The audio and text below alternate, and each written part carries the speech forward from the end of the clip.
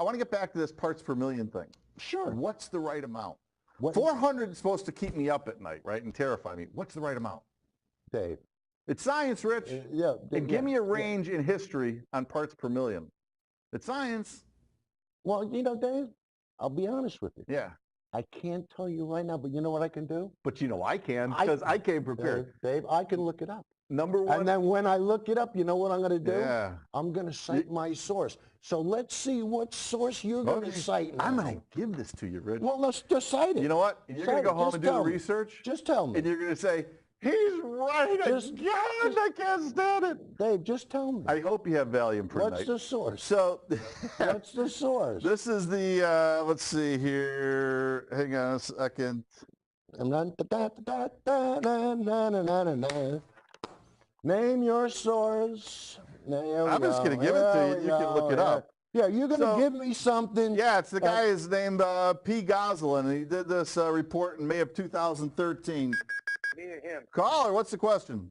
I know who's better, David. You, because you're the best man in town, David. Simon, thanks a bunch, buddy. See ya.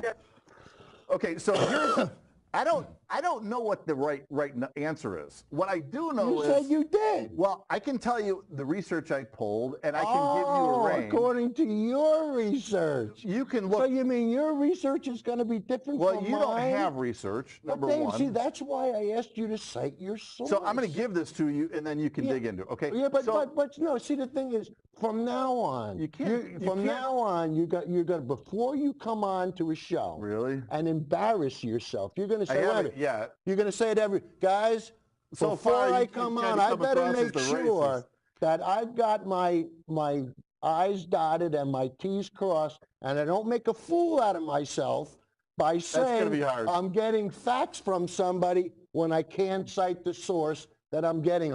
You know what? I heard somebody tell me, I heard global warming isn't real. And if I heard that, that's all I need to know. Okay. Caller, what's the question? Yeah, Rich, why do you want to waste your time with this jerk? He's not taking any of this seriously. Yeah, but maybe somebody watching will be. And that's the important part. I'm not going to change Dave's mind.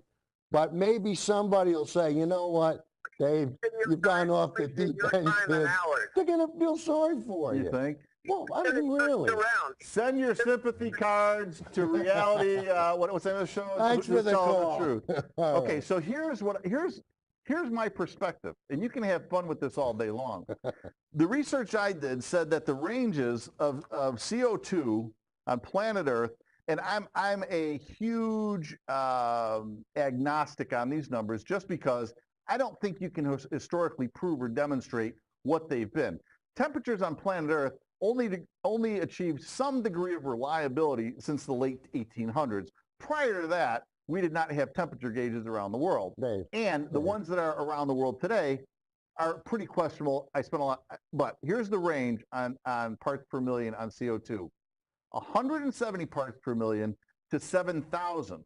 Okay. I argue today at 400, and this is the thesis of numerous articles and research I read, is that we are dangerously low on CO2 right now. In order to keep up with the global food supply, to meet the growing demand of the population, you have to double the yields on planet Earth. The only way you're going to do that is by dramatically increasing the concentration of CO2.